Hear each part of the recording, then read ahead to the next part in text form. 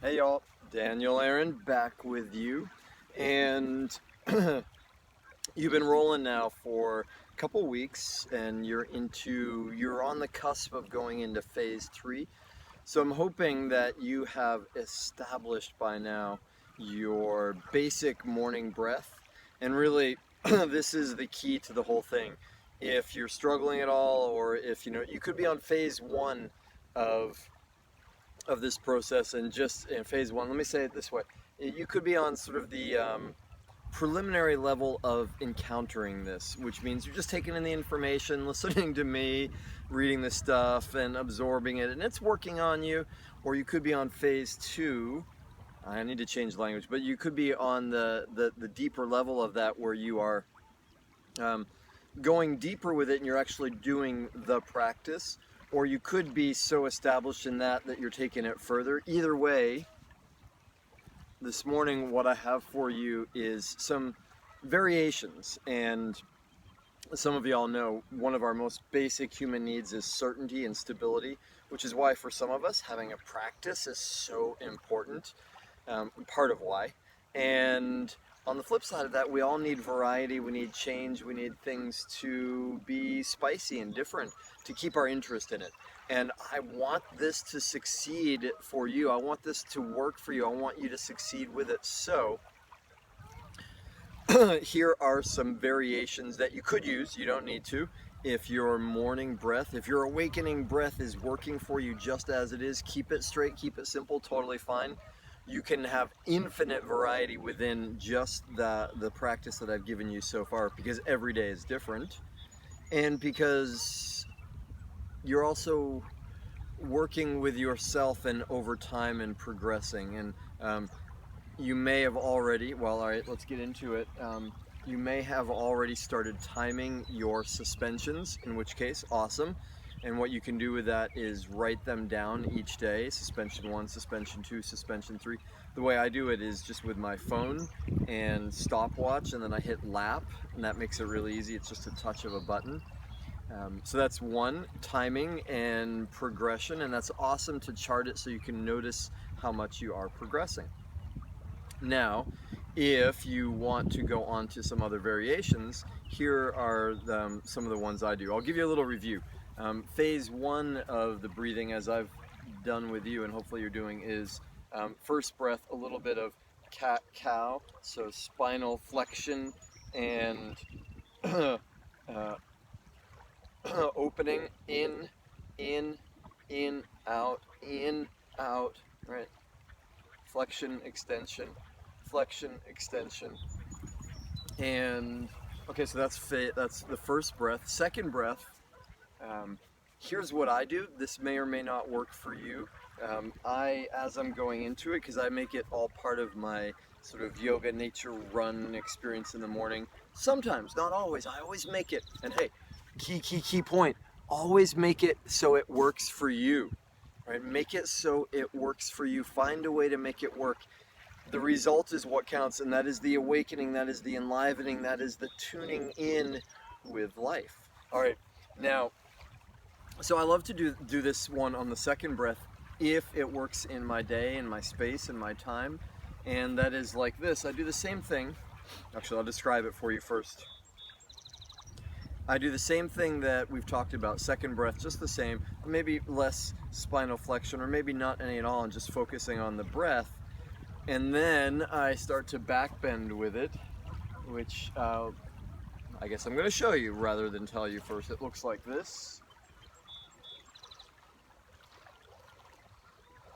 So you notice that my breathing is the same, and part of what I'm doing, same kind of breathing that we've been doing, and part of what I'm doing is backbending, but also lifting. Backbending is a misnomer, so I'm not trying to get low, I'm trying to reach up and extend my spine. So I'm still working spinal extension on this one, up, up, up, doing the same breathing.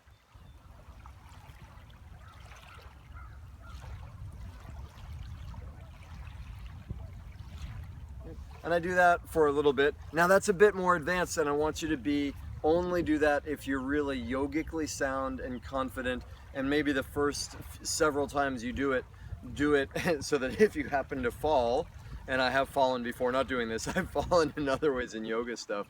And it's not the end of the world, you know, you fall, maybe it gets a little bit of bump, but no big deal. But still, keep it safe and do it in a way, do it on sand, like here would be an awesome place to do it.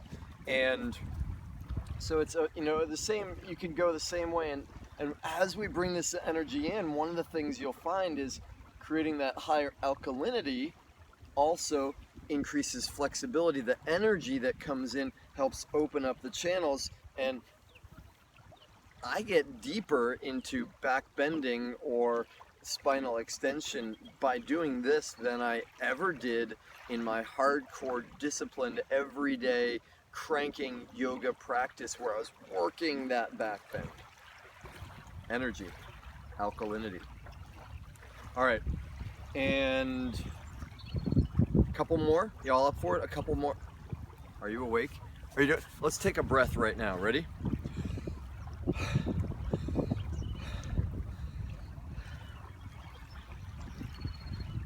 It's good for me to slow down too, and for you to speed up, because when I'm in this sharing mode and you're in recipient mode, I tend to get overly excited and energized, and you tend to get sleepy. Right? So we need to make it active on your side, active, change your physiology, take some breaths so that you are engaged in the learning that it works. And for me, good to slow down a little bit. Okay, second variation, you ready? Actually, and I do this on a second breath too, which is after I've done this back bending, might be 10, 20, 30, 40 breaths, getting, you know, more and more extension, more and more lift, feeling all the while, by the way, in my legs grounded and solid. I never go so far back that I lose touch with this. My focus is on the whole body as I'm breathing. And then after I've done those 10, 20, 30 breaths, I come back up and fold forward. Can you all see me with that? Yeah, I think so, just barely. Fold forward in a sort of a tripsickery style. So rather than trying to get down low, I am going to a flat back position. So rather than this, it's this kind of shape.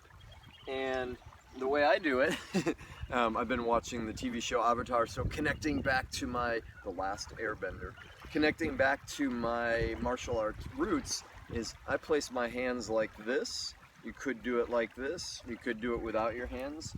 I come down to this position, almost like that thing that we do in yoga sometimes where we go, get totally empty and fold forward, as if we're going to do stuff with our stomach like Nauli Kriya or Agnisarda Dauti, that pumping action. Instead, what I do is the same thing you've been doing, and y'all, this is so cool. This is where this practice that we are creating right now goes beyond what yoga taught us. Takes advantage of all that yogic knowledge and brings it into a new technique that's even more powerful. And that is fold forward here, and then with the breath out, do my suspension from there. Now, so I'm doing the same process, breathing, getting energized, and then when it comes time for my last exhale, I go forward, keep the breath out, so I'm suspended, no breath in at this point, and I'm just paused here. And you can do it eyes open or eyes closed. I like it eyes open. It gives me a little more security and awareness of my body in space. Either way works, and you can experiment with it. And then once I have reached the limit of my suspension for now, I take a breath in. And I hold that. And all the while, you know, I am actively either just imagining or even perhaps feeling it, the movement of energy from here up to here, right? Which in yoga is the rise of prana. Some people call it kundalini. And in this position, it works the same way. That's part of why I want to keep my spine this way rather than this way, is so there's that facility or that placement that allows for the energy to flow through the spine. And this will be the last part I'm going to give you on this for now. One of the further benefits of this variation, especially in the morning, is it really helps with digestion. And I don't know how it is for y'all. For me, oftentimes I don't get into actually eating anything until, just before sunset time, because I'm like moving and grooving all day. I'm going with smoothies and green drinks and chocolate, of course. And when I reach that point of the day, I eat something, and sometimes by the time I wake up in the morning, there's still some of this going on, and I feel a little bit sluggish, like I can tell my body's still dealing with it, whether I have pooped in the morning or not. Hey, we're friends here, right? And one of the benefits of this fold it forward is it's a bit of compression on this area, and when you draw have the breath held out, you can add the bandha, which is that sort of pulling up and in also, which creates a little bit more pressure and activation of the upward energy and enhances digestion. All right, I hope that all makes sense. Let's have a review of it. This is variation for you if you want with a morning breath. Now, the first breath we've kept essentially the same. Second breath, and by the way, if you want to do this one 3 times, the one that I've just showed you, which I use as my second breath of the day in this practice, you can do that too. You can mix this around. The main thing is you do it and it works for you. So my second breath, I am same style of breathing, same awakening breath. I'm lifting, lifting, lifting. All I'm changing, by the way, the breath is the same. All I'm changing is the physical structure that supports the breath. So I'm doing back bending or spinal extension, and then I'm going forward, and that's where I get the breath suspension. Long spine, belly might be held in to help pressurize that. I'm drawing energy out this way now. It's in a horizontal plane. That's still the axis of my spine though, that's now in the horizontal. And then I breathe in here, and that'll pressurize the system and draw energy out toward the head again. And you can imagine oxygen to the brain, prana to the crown. And then I let that breath go, and then just very gently come up and take a few breaths. All right, variation for you, and it's enhancing on many levels, digestively, energetically, and physically. The structure, it's creating more space in the tuning fork of us. You know what I mean by that? One way of looking at this physical structure, in one of my mantras every day, my incantations, I am an instrument of the divine. I am an instrument. And what if we were instruments, y'all? What if we were instruments? What if the divine is just playing the cosmic dance through us? And what the process we're doing is, I'm down low to get you the full picture here. Let me see if I can tune in this way. And it's a bit bright, huh? The full picture here of what we're doing, just from my perspective, is yes, we're making ourselves feel better. Yes, we can use this as manifestation. Yes, we can use it to take care of our families better.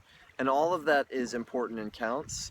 And the ultimate, from my perspective, is that we are becoming the divine, accessing the divine, having it come through us. It is playing us like an instrument. So everywhere we go, we are healing.